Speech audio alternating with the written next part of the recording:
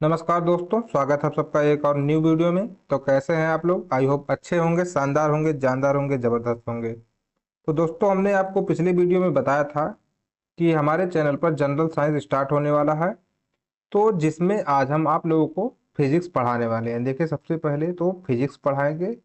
इसके बाद चार चैप्टर फिजिक्स पढ़ाएंगे, 4 चैप्टर केमिस्ट्री और 4 चैप्टर क्या होगा, फिजिक्स। इससे क्या होगा, तीनों जो है साइंस एक साथ चलेगा। ठीक है, तो चलिए आज हम स्टार्ट करते हैं। सबसे पहला तो हमारा चैप्टर क्या रहने वाला है, यूनिट एंड डायमेंशन का। ठीक, इसके बाद जितने भी चैप्टर आएंगे उसी हिसाब से हम पढ़ाते जाएंगे आप लोगों को। यूनिट एंड डायमेंशन का मतलब क्या होता है, मात्रक एवं विमाएं।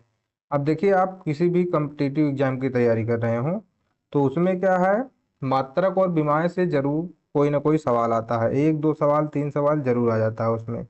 तो ये चैप्टर बहुत ही इंपॉर्टेंट रहने वाला है आप लोगों के लिए। चलिए स्टार्ट करते हैं।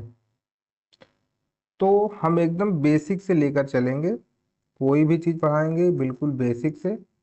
और जितना भी एक छोटे से छोटा पॉइंट होगा या फिर इसमें कोई जितना बड़े से बड़ा पॉइंट होगा, ठीक है, मतलब छोटी से छोटी चीज़ और जहाँ तक भी पूछा जाता है, ताकि आपका कोई भी पॉइंट छूटे नहीं ना पाए। सब कुछ पढ़ाएंगे आप लोग, तो बिल्कुल धैर्य से पढ़ें आप लोग। ठीक है, तो चलिए स्टार्ट करते हैं। अब देखिए, भौतिक राशि क्या होती है। सबसे पहला क्वेश्चन यही होता है। अगर आप यूनिट एंड डायमेंशन पढ़ने जा रहे हैं तो सबसे पहले आपको यही पता होना चाहिए कि भौतिक राशि क्या होती है, मात्रक क्या होता है और विमाएं क्या होता है। ठीक, तो जैसे मेरे भाई, आप लोग अगर बाजार में जाते हैं सब्जी खरीदने के लिए, मान ले, तो आप अगर मान लीजिए आपको 1 किलो आलू लेना है, तो आप क्या कहेंगे, हमको 1 किलोग्राम, क्या कहेंगे, 1 किलोग्राम आलू दीजिए। आप यहाँ केजी क्यों लगाते हैं? ठीक, आप दूध लेने जाते हैं तो आप बोलेंगे हमको 1 लीटर दूध चाहिए। ठीक है, 1 लीटर दूध चाहिए। तो इसके पीछे आप लोग लीटर लगाते हैं कि नहीं? तो ऐसा क्यों किया जाता है? अगर हम आप मान लीजिए दुकानदार से बोले कि हमको 1 लीटर आलू दे दो, तब तो वो कहेगा, हंसने लगेगा, सोचेगा क्या मांग रहा है ये। ठीक है, मतलब कहेगा आप बिल्कुल भी जानकारी नहीं है आपके पास। तो ये मात्रक होता है। ठीक, ये किसका मात्रक है, किलोग्राम का। अगर हम बोल देंगे 1 केजी आलू दे दीजिए तो हमको 1 किलोग्राम क्या देगा, आलू। तो किलोग्राम क्या है, द्रव्यमान का क्या होता है, मात्रक। तो वो समझ जाता है कि हमसे 1 किलोग्राम द्रव्यमान का आलू मांग रहे हैं। ठीक, तो हमें इन सब के बारे में जानकारी होना चाहिए। तो सबसे पहला तो देखिए, वह राशि जिसे मापा जा सके तथा जिसके पदों में विभिन्न भौतिक घटनाओं एवं नियमों को दर्शाया जा सके, भौतिक राशि कहलाती है। तो भाई जाहिर सी बात है, जिसे लंबाई है हम लोग माप सकते हैं। ठीक, तो लंबाई क्या हो गई, एक फिजिकल क्वांटिटी हो गई। इसी प्रकार से द्रव्यमान, जैसे किलोग्राम हम लोग मापते हैं, लीटर हो गया। ठीक, और या फिर समय को हम लोग सेकंड से दर्शाते हैं। ये सब क्या है, ये फिजिकल क्वांटिटी है। जैसे देखिए यहाँ पे एग्जांपल दिया हुआ है, क्या, द्रव्यमान, लंबाई, बल, चाल, विद्युत धारा, घनत्व। ये सब क्या चीजें हैं, ये एक फिजिकल क्वांटिटी है। और अगर जीवन में देखिए, जीवन में विभिन्न घटनाएं जैसे खुशी, दुख आदि भौतिक राशियां नहीं है, क्योंकि इन्हें कोई माप नहीं सकता। भाई हम लोग इमोशन को माप थोड़ी ना सकते हैं। इमोशन को केवल बताया जा सकता है कि हमें बहुत दुख है, बड़ा दुख है, या फिर हमको आज बहुत खुशी है इस चीज़ की। लेकिन इसको हम लोग ये नहीं बता सकते 1 किलोग्राम खुशी है, 2 लीटर गम है, ऐसा तो नहीं कोई बताता होगा। तो इसीलिए इसे फिजिकल क्वांटिटी क्यों कहा गया, क्योंकि इसे हम लोग माप सकते हैं और विभिन्न पदों में इसको दर्शा भी सकते हैं। इसके बाद देखिए क्या होता है, भौतिक राशि का परिमाण ज्ञात करने के लिए दो समान भौतिक राशियों की तुलना करने के लिए तथा भौतिक नियमों अथवा समीकरणों को सिद्ध करने के लिए मापन आवश्यक होता है। अब देखिए यहाँ पे परिमाण एक शब्द आया है। तो परिमाण क्या होता है, परिमाण सीधा सीधा होता है, जैसे हम बोलते हैं 1 केजी। ठीक है, तो केजी क्या है, इसमें हमको बता रहा है कि 1 किलोग्राम द्रव्यमान है। ठीक, और एक क्या है, ये इसका परिमाण है। परिमाण जो आंकिक मान लिखा जाता है। ठीक, मतलब हम जब भी बोलते हैं इसे 2 लीटर हम बोलेंगे या फिर 2 किलोमीटर मान लीजिए बोल दिए, तो इसमें दो क्या है, ये परिमाण है इसका।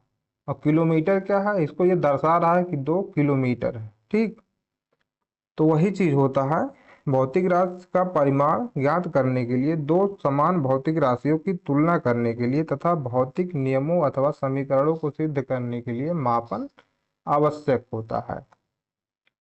और देखिए, भौतिक राशि को इसके परिमाण तथा मात्रक द्वारा प्रदर्शित किया जा सकता है, जैसे कि 1 किलोमीटर।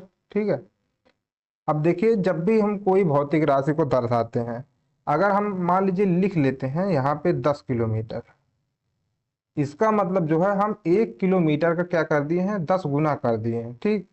जैसे 1 मीटर लंबाई है, उसको हम लिख दिए 10 मीटर, तो हम लोग केवल तुलना कर रहे हैं। क्या कर रहे हैं, तुलना कितना कर रहे हैं कि मीटर का 10 गुना कर रहे हैं। ठीक। तो यही होता है। जैसे देखिए यहाँ पे लिखा गया है, उदाहरण के लिए 10 मीटर का अर्थ वह लंबाई है जो 1 मीटर लंबाई की 10 गुनी है। यहाँ 10 दी गई राशि का अंकित मान है और मीटर राशि का मात्रक प्रदर्शित कर रहा है। जैसा कि अभी हमने आपको बताया है कि मीटर, किलोमीटर या फिर किलोग्राम या फिर घंटा, समय, ये सब क्या है, एक मात्रक होता है। अतः भौतिक राशि को व्यक्त करने के लिए या मापने के लिए हम एक मात्रक चुनते हैं तथा फिर ज्ञात करते हैं कि वह मात्रक दी गई भौतिक राशि में कितने गुने तक है। अब देखिए, कोई भौतिक राशि जब भी हम लिखते हैं, भौतिक राशियों को जब भी हम लिखते हैं, तो आगे क्या लगाते हैं, परिमाण लगाते हैं और पीछे मात्रक। मतलब कोई भी भौतिक राशि क्या होता है, उसके परिमाण और मात्रक का गुणनफल होता है और ये हमेशा कांस्टेंट रहता है। ठीक। आप इसके मात्रक को अगर घटाएंगे बढ़ाएंगे, मतलब जैसे अगर किलोग्राम है ग्राम में लिखेंगे, तो इसका परिमाण भी बदलेगा। ठीक है। उसी के साथ क्या है, इसका परिमाण भी बदलेगा। अगर आप मात्रक को बढ़ा देंगे, जैसे किलोग्राम की जगह क्विंटल कर देंगे, तो भाई जाहिर सी बात है इसके परिमाण का भी मान घटेगा। जैसे आप अभी गए, आपने अगर मान लीजिए मांगा 1 किलोग्राम चीनी। ठीक है, 1 किलोग्राम चीनी। अब आप इसे अगर किलोग्राम की जगह आप ग्राम में बोलना चाहते हैं, तो हम कहेंगे 1000 ग्राम चीनी हो जाएगा तब। ठीक। तो क्या हुआ, देखिए आप यहाँ पे इसके मात्रक को घटाएं बढ़ाएं तो इसका परिमाण भी क्या हुआ, बदल गया। पहले 1 किलोग्राम था, अब 1000 ग्राम हो गया है।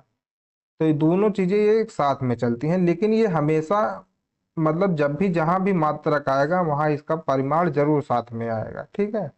ये चीज समझने वाली है। देखिए, वही चीज यहाँ पे लिखा गया है, भौतिक राशि परिमाण इंटू मात्रक होता है। अतः भौतिक राशि की निश्चित मात्रा को व्यक्त करते समय यह स्पष्ट है, जैसे ही मात्रक परिवर्तित होता है परिमाण परिवर्तित हो जाता है, जैसा हमने आपको अभी बता दिया है। परंतु गुणनफल में कोई परिवर्तन नहीं होता। अब जैसे यहाँ पे हम अभी बताएं आपको एग्जाम्पल, 1 किलोग्राम या फिर इसे लिखेंगे 1000 ग्राम। तो यहाँ पे भी देखिए क्या है, यन इंटू यू है, और यहाँ पे भी क्या है, यन इंटू यू है, मतलब परिमाण गुणे मात्रक। और यहाँ पे भी परिमाण गुणे मात्रक है, ये कभी नहीं बदलेगा, ये हमेशा कांस्टेंट रहता है। देखिए, जैसे कुछ एग्जाम्पल यहाँ पे भी लिख कर बताए हैं। क्या होता है, जैसे 1 मीटर को हम लोग क्या लिखते हैं, 100 सेंटीमीटर, या फिर 1 न्यूटन को 10 की घात 5 डाइन, 1 किलोग्राम को 1000 ग्राम, और 1 जूल को 10 की घात 7 अर्ग में लिखा जाता है। तो ये हमेशा लेकिन एन इंटू यू के फॉर्म में ही रहेगा, ये नहीं बदलेगा। ठीक है मेरे भाई। तो अब देखिए, इनका जो संबंध होता है ये क्या होता है, व्युत्क्रमानुपाती होता है। व्युत्क्रमानुपाती का मतलब होता है यन जो है व्युत्क्रमानुपाती होता है यू के।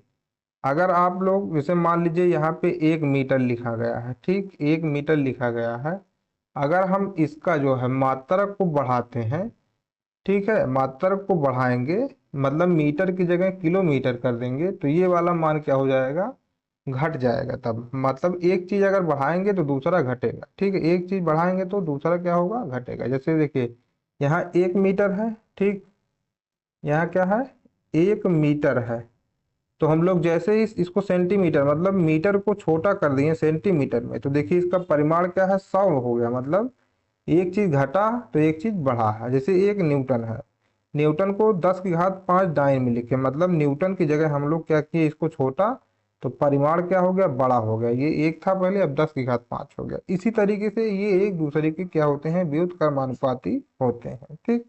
इनको ऐसे याद रखिए, n1 u1 बराबर n2 u2 होता है। ठीक, एक घटाएंगे तो एक बढ़ेगा अपने आप में। इसके बाद चलते हैं फिर। अब यहाँ पे देखिए, अनुपात केवल आंशिक मान, मतलब ये होता है जब एक भौतिक राशि को दो समान राशियों का अनुपात होती है तो इसका कोई मात्रक नहीं होता है।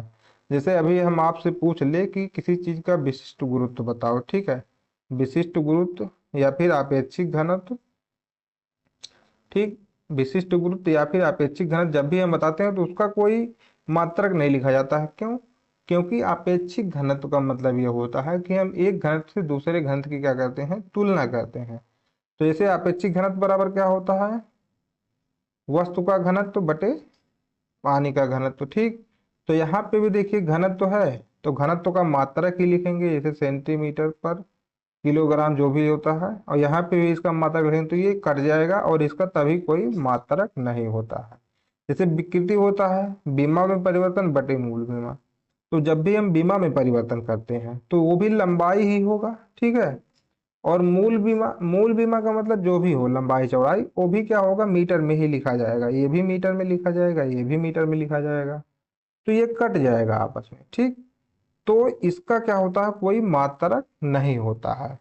कुछ ऐसे मान है, जैसे यहाँ पे इसको आप लोग याद करके रखिए कि आपेक्षिक घनत्व का कोई मात्रक नहीं होता है। अपवर्तनांक का देखिए, वायु में प्रकाश का वेग बटे माध्यम में प्रकाश का वेग, तो दोनों जगह वेग है, वेग वेग से कट जाता है, इसीलिए इसका भी कोई मात्रक नहीं होता है।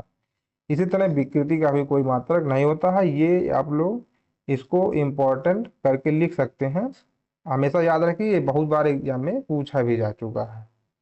इसके बाद क्या है, भौतिक राशियां, ठीक। अब देखिए भौतिक राशियां दो प्रकार की होती हैं, एक मूलभूत राशि और एक व्युत्पन्न राशि।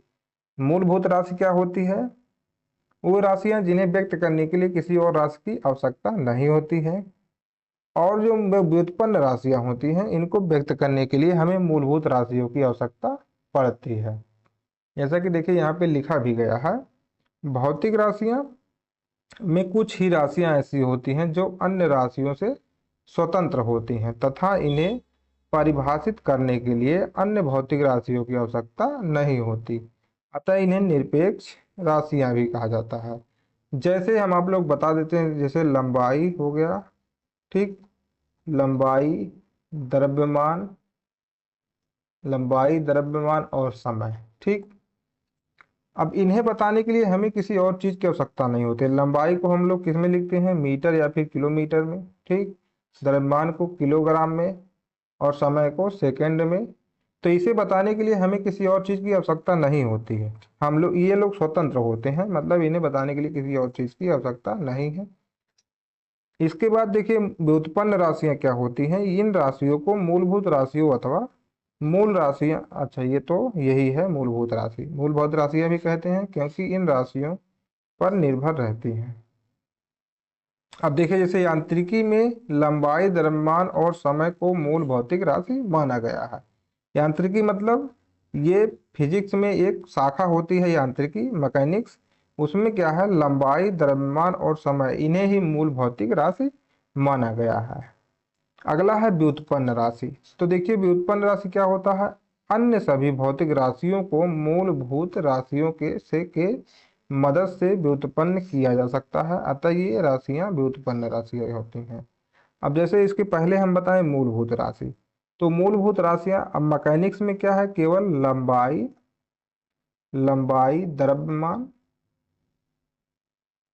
द्रव्यमान, और समय, इन तीन राशियों को ही मूलभूत राशियां माना गया है। और इसके अलावा जितनी भी राशियां होंगी वो क्या होंगी, व्युत्पन्न राशियां होंगी। अब जो है एसआई मात्रक जो आता है उसमें 7 मूल राशियां हैं, अभी आगे पढ़ाएंगे उसको आप लोगों को, लेकिन पहले इन्हीं तीनों को केवल स्टैंडर्ड माना जाता था। और मैकेनिक्स में अगर देखा जाए तो केवल यही तीनों आज भी माना जाता है, ठीक। इसके अलावा जितने भी राशियां रहेंगी वो सब क्या रहेंगी, व्युत्पन्न राशियां होंगी। जैसे लंबाई से अब हम लोग किसी चीज का क्षेत्रफल निकालते हैं तो इसमें क्या होता है, लंबाई गुणे चौड़ाई, ठीक है, इसको भी हम लोग मीटर में ही लिखते हैं, इसको भी मीटर में ही लिखते हैं। तो बताइए मीटर गुणे मीटर तब जाके क्षेत्रफल हुआ ना, मीटर स्क्वायर। तो हमें आवश्यकता पड़ी किसकी, इसी की, मतलब लंबाई से ही मिलकर क्या बना, क्षेत्रफल बना, ठीक। ऐसे ही आयतन, लंबाई गुणे चौड़ाई गुणे ऊंचाई, तो इसको भी जो हम लोग बनाएंगे तो कुल मिला के उसमें लंबाई ही हमारा मतलब हमको मूल राशि से ही बनाना पड़ेगा, तब जाके क्षेत्रफल बनेगा जो कि मीटर क्यूब हो जाता है। तो व्युत्पन्न राशि जो भी है वो मूलभूत राशियों की मदद से उत्पन्न की गई है। ठीक, अब मूलभूत मात्रक और व्युत्पन्न मात्रक देखिए क्या होता है। मूलभूत भौतिक राशियों के मात्रकों को मूलभूत मात्रक कहते हैं। ये मात्रक अन्य मात्रकों से स्वतंत्र होते हैं। जैसे हम लोग लंबाई का मात्रक बताते हैं, लंबाई या फिर दूरी का मात्रक हमको कह लीजिए क्या बताते हैं, मीटर। द्रव्यमान का मात्रक क्या बताते हैं, किलोग्राम, किलोग्राम। और समय का मात्रक जो बताते हैं, सेकेंड। ठीक, ये सब क्या है, मूलभूत मात्रक है या फिर मूल मात्रक है, इसे कह लीजिए। ठीक, और जैसे व्युत्पन्न भौतिक राशियों के मात्र को व्युत्पन्न मात्रक कहते हैं। इन मात्रकों को मूल मात्रकों के मदद से व्यक्त किया जाता है। अब जैसे इसके बाद जो भी और कोई मात्रक होगा हम लोग उसे निकालते हैं किसकी मदद से, मूल मात्रक के मदद से। जैसे हम आप लोग, अब मान लीजिए बल है, तो हम लोग बल का क्या बोलते हैं, किलोग्राम। बल का देखिए न्यूटन होता है और इसको हम लोग एमए से दर्शाते हैं। एमए का मतलब ये होता है द्रव्यमान, मतलब किलोग्राम मीटर पर सेकेंड स्क्वायर। ये किसका मात्रक होता है, बल का। तो ये क्या हो गया, ये व्युत्पन्न मात्रक है। ठीक है, या फिर न्यूटन या फिर किलोग्राम मीटर पर सेकेंड स्क्वायर, ये क्या है, ये व्युत्पन्न मात्रक है। इसके अलावा जैसे हम लोग केवल सेकंड, मीटर और किलोग्राम ये केवल अकेले के लिए लिखते हैं, जो वो क्या होता है, वो मूलभूत मात्रक होता है। अब जैसे देखिए नोट में दिया गया है, यांत्रिकी में लंबाई, समय और द्रव्यमान और समय के किसी भी मात्रक को मूल मात्रक माना गया है। जैसे कि अब प्रकाश वर्ष, प्रकाश वर्ष क्या होता है, ये भी मूल मात्रक है क्योंकि ये दूरी के लिए है, लंबाई के लिए है। किलोमीटर ये भी क्या है, दूरी के लिए ही है। तो ये मूल मात्रक है, समझ गए। तो इसके बाद आता है मात्रकों की पद्धति। अब मात्रकों को लिखने के लिए कई पद्धतियां जैसे अभी आपको बोले हैं। तो देखिए सभी प्रकार की भौतिक राशियों के लिए मूलभूत तथा व्युत्पन्न दोनों मात्रकों का समुच्चय मात्रकों की पद्धति कहलाती है। अब प्रचलित पद्धतियां देख लिए कितने प्रकार की होती हैं, निम्न प्रकार की हैं। जैसे आप लोग पढ़े भी हो गए इसको, सीजीएस, सीएमकेएस, सीएफपीएस और एसआई। सीजीएस का मतलब क्या होता है, सेंटीमीटर, ग्राम और सेकंड। इसी तरह एमकेएस का मतलब क्या होता है, मीटर, किलोग्राम, सेकंड। और एफपीएस का मतलब क्या होता है, फुट, पाउंड और सेकंड। और एसआई पद्धति में जो होती है 7 मूल राशियां होती हैं और ये मिला जुला के एमकेएस से ही उत्पन्न किया गया है इसको भी। तो आगे इसको देखते हैं हम लोग। देखिए यहाँ पे सब डिटेल में लिखा हुआ है। जैसे कि सीजीएस पद्धति, लंबाई, द्रव्यमान और समय, इसमें मूल राशियां 3 ही मानी गई हैं। ठीक है, सीजीएस में 3 ही मूल राशियां हैं, लंबाई, द्रव्यमान, समय। और इसका मात्रक क्या है, सेंटीमीटर, ग्राम और सेकंड है। ठीक, तो जब भी हम लोग समय को बताते हैं, जैसे 12:05:08 ऐसे बताते हैं, सेकंड जो है इसका क्या है, मूल मात्रक है। ठीक, अब एमकेएस पद्धति जो है, एमकेएस पद्धति में भी लंबाई, द्रव्यमान और समय ही 3 मूल राशियों को माना गया है। इसका मूल मात्रक क्या होते हैं, मीटर, किलोग्राम और सेकंड। इसके बाद आता है हमारा एफपीएस पद्धति। इसमें भी 3 ही मूल राशियों को माना गया है, लंबाई, द्रव्यमान और सेकंड, जिसे हम लोग फुट, पाउंड और सेकंड कहते हैं। इसके बाद सबसे मोस्ट इंपॉर्टेंट वाला जो है ये है। ठीक है, इसको याद रखिए क्योंकि आजकल के जमाने में सबसे ज्यादा यही चलता है और एग्जाम में भी सबसे ज्यादा क्वेश्चन इसी से पूछा जाता है, जो कि है हमारा एसआई पद्धति। एसआई पद्धति क्या होता है, इसमें देखिए 7 मूल राशियां मानी गई हैं, लंबाई, द्रव्यमान, समय, विद्युत धारा, ताप, पदार्थ की मात्रा और ज्योति तीव्रता। ये 7 मूल राशियां एसआई पद्धति में चलती हैं। अगर आपसे क्वेश्चन में पूछे एसआई मतलब एमकेएस में कितनी मूल राशियां मानी गई, 3, लंबाई, द्रव्यमान, समय। लेकिन एसआई पद्धति में 7 मूल राशियां मानी गई हैं। जो आजकल हम लोग भी किसी चीज का मात्रक निकालते हैं तो एसआई पद्धति से ही निकाला जाता है। तो देखिए जिसमें लंबाई का मात्रक क्या होता है, मीटर। द्रव्यमान का मात्रक क्या होता है, किलोग्राम। समय का मात्रक सेकेंड। विद्युत धारा का मात्रक एम्पियर। ताप का मात्रक केल्विन। पदार्थ की मात्रा का मात्रक मोल और ज्योति तीव्रता का मात्रक क्या होता है, कैंडला। तो ये बहुत ही इंपॉर्टेंट है, इस चीज को आप लोग हमेशा अपने एकदम जहन में बैठा लीजिए, एकदम रट लीजिए, कहने का मतलब हमारी है, ठीक है। ये जो है यहाँ पे इसको आप लोग इसको रट लीजिए, मतलब ये आपको हमेशा याद होना चाहिए, क्योंकि इसमें से कोई भी पूछ लेता है बताइए पदार्थ की मात्रा का, ये तो कई बार पूछ चुका था, पदार्थ की मात्रा का मात्रक क्या होता है, तो तुरंत आपको पता होना चाहिए मोल, ठीक है। विद्युत धारा का एसआई मात्रक एम्पियर, ज्योति तीव्रता का एसआई मात्रक कैंडला, ये तीनों तो बार बार पूछा ही जाता है। अब देखिए कुछ जरूरी बातें, जैसे सीजीएस पद्धति को इसे गॉसीय पद्धति भी कहते हैं, एमकेएस पद्धति को इसे जॉर्जी पद्धति भी कहते हैं। खैर रेलवे के एग्जाम में ये बहुत ही कम चांस है कि पूछा जाए, लेकिन अगर और कोई आप टीचर उचर की तैयारी कर रहे हो तो इसमें ये चीज पूछा भी जाता है, समझ गए। इसके बाद एसआई पद्धति जो है यह सबसे विस्तृत पद्धति है, इसमें 7 मूल भौतिक राशियां हैं। इस पद्धति को 1960 में अंतरराष्ट्रीय मॉपतौल के अधिवेशन में स्वीकार किया गया था। वास्तव में यह एमकेएस पद्धति का ही संशोधित और परिवर्धित रूप है, जैसा कि हमने पहले भी बताया था आपको। क्योंकि देखिए एमकेएस में क्या होता है, एमकेएस में जो है इसमें भी द्रव्यमान, ठीक, द्रव्यमान और किलोग्राम, सॉरी तो एक ही चीज होता है, मीटर, किलोग्राम और सेकंड, ये 3 चीजें होती हैं। वैसे ही एसआई में भी मीटर, किलोग्राम और सेकंड तीनों तीनों होता है। इसके बाद विद्युत धारा और पदार्थ की मात्रा ये सब ऐड कर दिया गया है उसी में, ठीक।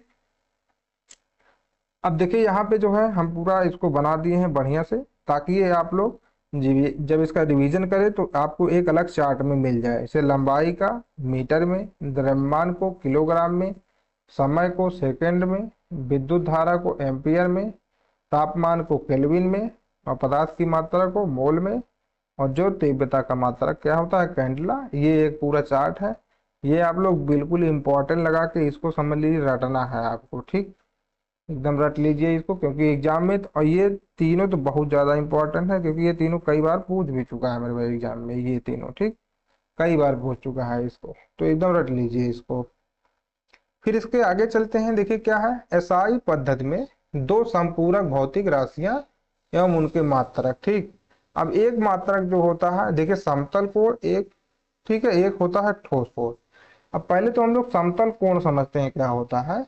तो समतल कोण जैसे आप लोग कोई वृत्त बनाते हैं, ठीक है, ये बना दिया आपने एक वृत्त, और वृत्त में यहाँ मान लीजिए इसका सेंटर यहाँ पे है और यहाँ पे एक एंगल आप लोग ऐसे बनाए, तो ये कौन सा कोण होगा, ये समतल कोण होगा, मतलब एक समतल जगह जो हमको ऐसे फ्रंट से दिखाई पड़ता है। और ठोस कोण क्या होता है, ऐसे ठोस कोई गोला जब हम लोग लेते हैं तो गोला ऐसे बनाते हैं हम, जब भी हम लोग गोला लेते हैं मेरे भाई, तो क्योंकि गोला जो है ठोस होता है, और वृत्त क्या है, केवल एक चपटी आकृति होती है, ठीक। जैसे ब्लैक बोर्ड पे हम जो बना दिए यही समझ लीजिए वृत्त है, लेकिन गोला ये ठोस होता है, इसमें 3D डायमेंशन होता है, ठीक है। जैसे फुटबॉल आप लोग खेलते हैं वो क्या है, एक प्रकार का गोला है, या फिर गेंद है वो एक प्रकार का क्या है, गोला है। अब इसके अंदर जो कोण बनता है वो क्या होता है, ठोस कोण होता है, और इसके अंदर क्या होता है, समतल कोण। तो समतल कोण का मात्रक जो होता है रेडियन होता है, और ठोस कोण का जो मात्रक क्या होता है, स्टेरेडियन। ये भी बहुत ही इंपॉर्टेंट है, ठीक। अब देखिए एक रेडियन बराबर क्या होता है, किसी वृत्त की त्रिज्या के बराबर लंबाई के चाप द्वारा उसके केंद्र पर बनाया गया कोण 1 रेडियन होता है, ठीक। इसका मात्रक का प्रयोग समतल पर बने कोणों को मापने के लिए किया जाता है। तो कहने का मतलब हमारा ये है कि जैसे आपको 1 रेडियन बताना है क्या होता है, जैसे ये गोला है, ये वृत्त है, वृत्त का केंद्र यहाँ पर है, ठीक। अब इसकी जितनी भी त्रिज्या होगी, इसकी जितनी त्रिज्या है, त्रिज्या आप लोग माप लीजिए, माप कर यहाँ से ऐसे यहाँ पे हम लोग मारेंगे एक चाप त्रिज्या के बराबर, इसके बाद इसको मिला देंगे, और जितना भी यहाँ पे कोण बनेगा वो क्या हो जाएगा, ठोस कोण हो जाएगा। इस प्रकार से हम लोग समतल कोण निकालते हैं, ठीक है, समतल कोण हो जाएगा। और आगे देखिए ऐसे यहाँ पे ठोस कोण दिया गया है, इसमें भी वही चीज होता है, इसका मात्रक क्या होता है, स्टेरेडियन। समतल कोण का रेडियन और ठोस कोण का स्टेरेडियन।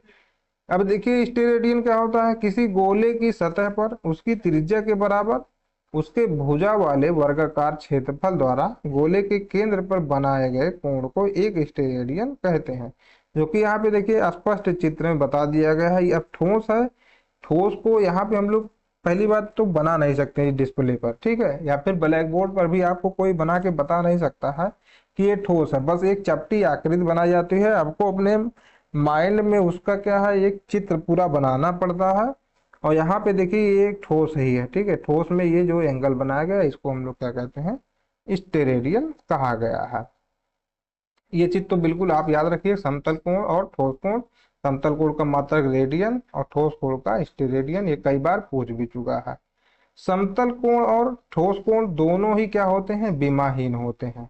अब देखिए जरूरी नहीं है कि जिसका मात्रक हो उसकी बीमा भी हो, ठीक है, लेकिन जिसकी बीमा होती है उसका मात्रक जरूर होता है, लेकिन जिसका मात्रक हो उसकी बीमा हो ऐसा जरूरी नहीं होता है। तो वही चीज यहाँ पे लिखा गया है कि समतल कोण और ठोस कोण दोनों ही क्या होते हैं, बीमाहीन भौतिक राशियां हैं। बीमा अभी आगे पढ़ाया जाएगा आप लोगों को, उसके बारे में आगे बात करेंगे। और इसके बाद अब देखिए यहाँ पे लंबाई और दूरी के विभिन्न मात्रक, जैसे लंबाई के और भी मात्रक होते हैं, आप लोग कुछ मात्रक जानते होंगे जैसे मीटर, सेंटीमीटर, फुट, इतना जानते होंगे। और भी मात्रक होते हैं, उसके बारे में यहाँ पे बात करते हैं। तो सबसे पहले लंबाई का डिफिनेशन देख लीजिए क्या होता है। प्रकाश के द्वारा निर्वात में 29, 97, 792, 45, ये क्या है, 1/, इतना सेकेंड लिखा गया है, 1/299, 77, 92, 45 सेकेंड, ठीक है, में तय की गई दूरी जो है 1 मीटर कहलाती है। यहाँ पे सेकेंड लिख लीजिए। सेकेंड में मतलब सेकेंड का इतना भाग, जैसे ठीक है, अगर हम लोग कहते हैं 1/10 सेकेंड, 1/100 हो गया यहाँ पे, चलिए मान लीजिए, तो मतलब 1 सेकेंड का 100वां भाग। अब सोच लीजिए यहाँ पे कितना लिखा गया, इतना भाग में तय की गई 1 मीटर दूरी प्रकाश द्वारा क्या कहलाती है, 1 मीटर कहलाती है, ठीक है। इसके बाद मीटर को परिभाषित करने के लिए क्रिप्टॉन 86, क्रिप्टॉन एक परमाणु होता है, उसका जो है हम लोग क्या लेते हैं, समस्थानिक लेते हैं। परमाणु को भी लिया जाता है, मतलब ये एक छड़ रखी है क्रिप्टॉन 86 की, एक छड़ रखी गई है वहां पे, और उसका जितना भी है वही 1 मीटर कहलाता है। कहने का मतलब इसके ये है।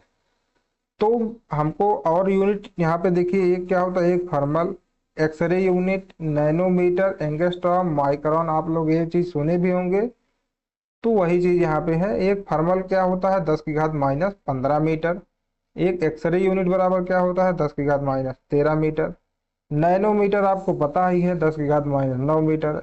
एंगस्ट्रॉम भी आप लोग हो सकता है पढ़े हो, क्या होता है, एक एंगस्ट्रॉम बराबर, ऐसे उसको लिखा जाता है, एक एंगस्ट्रॉम बराबर 10⁻⁻10 मीटर होता है। कई बार एग्जाम में पूछ भी चुका है। इसके बाद हमारा आता है माइक्रोन। माइक्रोन जहां भी माइक्रो समझ लीजिए वहां पे क्या होता है, 10⁻⁻6, और यहाँ पे माइक्रोन है, इसका मतलब ये मीटर हो जाएगा, ठीक। अब देखिए और भी इसके कुछ यूनिट हैं, जैसे एस्ट्रोनॉमिकल यूनिट, मतलब खगोलीय इकाई। यहाँ पे इसका हिंदी नहीं लिखा गया, हम लिख देते हैं, इसको बोलते हैं खगोलीय इकाई। तो खगोलीय इकाई देखिए मेरे भाई क्या होता है, 1.495 × 10⁻⁻15 मीटर, ये होता है खगोलीय इकाई। सूर्य और पृथ्वी के बीच की मध्य की दूरी खगोलीय इकाई कहलाती है। और एक खगोलीय इकाई बराबर क्या होता है, 1.495 × 10⁻11 मीटर होता है। फिर आता है लाइट ईयर, मतलब प्रकाश वर्ष। और एक बात ये भी आप लोग जान लीजिए, प्रकाश वर्ष कई बार पूछा गया है एग्जाम में किसका मात्रक है। तो बहुत लोगों को लगता है कि वर्ष लिखा गया है तो इसीलिए ये क्या है, समय का मात्रक है, लेकिन नहीं मेरे भाई, प्रकाश वर्ष क्या होता है, ये एक मतलब दूरी का मात्रक होता है, ठीक है।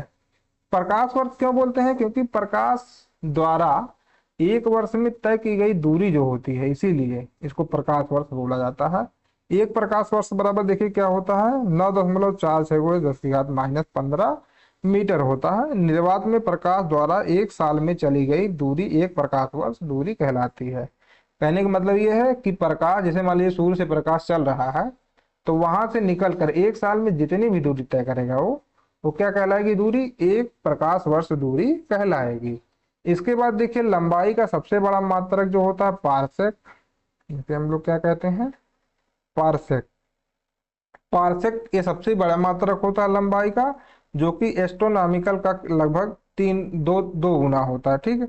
तो इसका यहाँ पे मान देख लीजिए कितना होता है, 3.08 गुणे 10⁻16 मीटर पारसेक दूरी मापने का सबसे बड़ा मात्रक है। और फिर अगला जो हमारा आता है द्रव्यमान के विभिन्न मात्रक। अब द्रव्यमान पहले परिभाषा जान लीजिए क्या होता है। मापन के अंतरराष्ट्रीय ब्यूरो में प्लेटिनम इरिडियम मिश्र धातु से बने एक मानक बेलन का द्रव्यमान 1 किलोग्राम परिभाषित किया गया है। तो अंतरराष्ट्रीय ब्यूरो है, वहां पे ये रखा गया है, ठीक। यहाँ पे देखिए गोला बना हुआ है, ये गोला क्या है, रखा हुआ है यहाँ पे। और इसका जो द्रव्यमान है कितना है, 1 kg। यही स्टैंडर्ड हम लोग मानकर चलते हैं, ठीक है। इसका द्रव्यमान कितना है, 1 किलोग्राम है, ये इसकी परिभाषा भी माना जाता है। फिर अब देखिए द्रव्यमान के और अन्य मात्रक भी होते हैं। जैसे द्रव्यमान में आप लोग कुछ सुने भी होंगे, जैसे 1 किलोग्राम, ग्राम तो आप लोग जानते हैं, ग्राम और किलोग्राम। फिर क्विंटल भी आप लोग गांव में सुने होंगे, क्विंटल। क्विंटल जो होता है ये भी सुने होंगे, टन भी सुने होंगे, ठीक। तो द्रव्यमान का सबसे बड़ा जो मात्रक होता है क्या होता है, चंद्रशेखर सीमा। इसे हम लोग क्या कहते हैं, हिंदी लिख दें इसका, चंद्रशेखर सीमा। द्रव्यमान का सबसे बड़ा मात्रक जो होता है चंद्रशेखर सीमा बोलते हैं। इसका मान 2.8 गुणे 10⁻30 मीटर, नहीं यहाँ पे किलोग्राम होना चाहिए, ठीक है, किलोग्राम। 1.4 टाइम, मतलब सूर्य के द्रव्यमान का क्या होता है, 1.4 गुना होता है ये क्या, चंद्रशेखर सीमा। इसको आप यहाँ पे किलोग्राम बना लीजिए, ठीक। इसके बाद क्या होता है, 1 क्विंटल। 1 क्विंटल बराबर आपको पता है कितना, 100 kilogram. 1 metric ton, metric ton बराबर होता है 1000 किलोग्राम, या फिर इसे ही क्या बोल सकते हैं, 10 टन बोल सकते हैं, ठीक। 10 टन ही क्विंटल, कितना, 10 क्विंटल। ये थोड़ा मिस्टेक है, इसको सही कर लेते हैं। तो इसे क्या बोलेंगे, 10 क्विंटल, 1 मीट्रिक टन। और फिर सबसे छोटा जो मात्रक होता है द्रव्यमान का क्या होता है, एएमयू। इसे शॉर्टकट में क्या बोलते हैं, एएमयू, मतलब एटॉमिक मास यूनिट। जो कि प्रोटॉन का द्रव्यमान होता है कितना, 1.67 गुणे 10⁻27 किलोग्राम, ठीक। ये चीज ये बहुत ही इंपॉर्टेंट, इसे है तो हमेशा याद रखिए, आप इसको भी याद रखिए, ठीक। तो आगे चलते हैं। तो अगला है हमारा क्या है, समय का विभिन्न मात्रक। तो समय की परिभाषा जो कहा जाता है, सीजियम 133 परमाणु के विकर्ण के 91 92 63 17 70। इसको मोबाइल नंबर के ये परिभाषा पूछा नहीं जाता है वैसे एग्जाम में, लेकिन फिर भी आप लोग बता दें, ताकि आप लोग ये ना कहें कि हमको ये नहीं पढ़ाया गया है, ठीक। कहीं मान लीजिए आ गया तो आप लोग ये ना कह सके कि ये नहीं पढ़ाया गया, इसीलिए सब कुछ रखा गया है। तो बिल्कुल धैर्य से पढ़िए क्लास को। तो देखिए क्या है, सीजियम 133 परमाणु के विकिरण के 91 92 63 17 70 कंपनों में लगने वाले समयांतराल को क्या कहा जाता है, 1 सेकेंड कहा जाता है। या फिर इसका एक परिभाषा और एक होता है, क्या होता है, 86,000। खैर हमको भी पूरा अंक नहीं याद आ रहा है उसका, तो बताएंगे आपको कभी। इसके बाद सूर्य के चारों ओर पृथ्वी को अपनी कक्षा में एक चक्र पूर्ण करने में लगा समय 1 वर्ष कहलाता है, ये आपको तो पता ही होगा, ठीक है। पृथ्वी के चारों ओर चंद्रमा द्वारा अपनी कक्षा में एक चक्र पूरा करने में लगा समय क्या कहलाता है, 1 चंद्रमास। इसको भी याद कर लीजिए, ये याद है आपको तो इसको भी याद कर लीजिए कि 1 चंद्रमास क्या होता है। जैसे सूर्य के चारों ओर पृथ्वी एक चक्कर जब लगाती है तो 1 वर्ष पूरा होता है, उसी तरीके से पृथ्वी का चंद्रमा जब एक चक्कर पूरा कर लेता है तो 1 चंद्रमास हो जाता है। और यहाँ पे दिया हुआ है क्या, 1 सेक बराबर 10⁻8 सेकेंड। तो यहाँ पे लिखिए, यहाँ पे लिख लेते हैं इसको, 1 सेक बराबर क्या होता है, 10⁻8 सेकेंड। तो आप लोगों को कुछ जरूरी चीज जैसे यहाँ पे देखिए लिखा गया है, तो इसको भी थोड़ा जान लीजिए। ऐसे आप लोग लगाते हैं, पहले प्रीफिक्स किसी चीज़ का लगाया जाता है, इसके बाद उसके 10 की घात लगाया जाता है। जैसे एक योटा बराबर हम लोग क्या लिखते हैं, 10 की घात 24। इसी प्रकार से एक जेटा बराबर 10 की घात 21। एक एक्सा बराबर क्या लगाते हैं, 10 की घात 18। एक पेटा बराबर 10 की घात 15। मतलब जब भी आपके सामने, जैसे मान लीजिए एक पेटा मीटर आया, एक पेटा मीटर आ गया, तो हम क्या कहेंगे, 10 की घात 15 मीटर। इसका मतलब यही है जो यहाँ पे बता रहे हैं। टेरा बराबर 10 की घात 12, गीगा बराबर 10 की घात 9, मेगा बराबर 10 की घात 6, किलो बराबर 10 की घात 3, हेक्टो बराबर 10 की घात 2, और डेका बराबर 10 की घात 1 होता है। डेका माने गुणे 10 ही होता है। जैसे एक डेका मीटर हम लोग बोल दें तो एक डेका मीटर बराबर क्या हो जाएगा, 10 मीटर। ऐसे ही जब हम बोलते हैं एक मेगा मीटर, तो मतलब 10 की घात 6 मीटर हो जाता है। ये सारे आगे लगाए जाते हैं प्रीफिक्स के तौर पर। इनका मान ये होता है जो यहाँ पे 10 की घात में लिखा जाता है। इसको याद कर लीजिए क्योंकि बहुत काम आता है। अब 10 की पूर्णक नियम प्रतीक, इसमें देखिए जैसे डेसी लिखा जाता है तो 10 की घात -1, सेंटी मतलब 10 की घात -2, ये सब मीटर में है, ठीक है। 10 की घात -1 मीटर, 10 की घात -2 मीटर। मिली मतलब 10 की घात -3 मीटर। इसके बाद माइक्रो का मतलब क्या, 10 की घात -6 मीटर। नैनो का मतलब 10 की घात -9 मीटर। ऐसे ही इसको भी बोला जाता है। तो ये पिछला वाला जो था, ये आगे थोड़ा बड़ा मात्रक है। योटा, जेटा, एक्सा, पेटा, टेरा, गीगा, मेगा, किलो, डेका, ये सब क्या है, थोड़े बड़े मात्रक हैं। और यहाँ पे जो है ये छोटा मात्रक बताता है, जैसे deci, centi, milli, micro, nano, pico, femto, atto, zepto, atto, ये सब छोटा मात्रक होता है। इसे भी याद करके रखिए। जैसे देखिए बहुत जगह आपको ये मिलेगा, मतलब माइक्रोमीटर, ठीक। ये तो हमेशा प्रयोग होता है। तो आगे चलते हैं। तो इसके बाद देखिए आ गया भौतिक राशि। तो भौतिक राशियों को हम लोग दो बराबर भागों में बांट सकते हैं। जैसे अभी तक आप लोग भौतिक राशि पढ़ाए वो दूसरे आधार पर बांटे थे। भौतिक राशियां होती हैं, एक होती हैं अदिश राशि के आधार पर, एक होती हैं सदिश राशि के आधार पर। तो इन चीजों को अब अगले कल वाले क्लास में पढ़ाया जाएगा। जितना आज पढ़ाए हैं उसको आप लोग रिवीजन कर लीजिए। उसका पीडीएफ आपको जो है हमारे टेलीग्राम पर मिल जाएगा। आप लोग टेलीग्राम हमारा ज्वाइन कर लीजिए, उसका लिंक हम डिस्क्रिप्शन में आप लोगों को दे देंगे। तो जितना भी क्लास पढ़ाया जाएगा उसका आपको पीडीएफ मिल जाएगा पूरा पूरा। आप लोग फिर कल से अब आप लोग को भौतिक राशि, इसके बाद इसी में बीमा वाला चैप्टर भी इंक्लूड रहेगा। मतलब पूरा बीमा कल मिला जुला के आपका ये यूनिट एंड डायमेंशन चैप्टर जो है खत्म हो जाएगा। ठीक है। तो कैसा लगा आज का क्लास आपको कमेंट करके जरूर बताएं। अगर अच्छा लगा हो मेरे भाई तो चैनल को लाइक कर दीजिए, हमारे चैनल को सब्सक्राइब कर लीजिए, और अपने दोस्तों को भी हो सके तो शेयर कर दीजिए। क्योंकि अभी क्या है, आपके दोस्तों को भी इसमें फ्री में बिल्कुल पढ़ने को मिल जाएगा, उनकी भी हेल्प हो जाएगी। तो चलिए मिलेंगे कल फिर एक और न्यू वीडियो में। तब तक के लिए जय हिंद, जय भारत।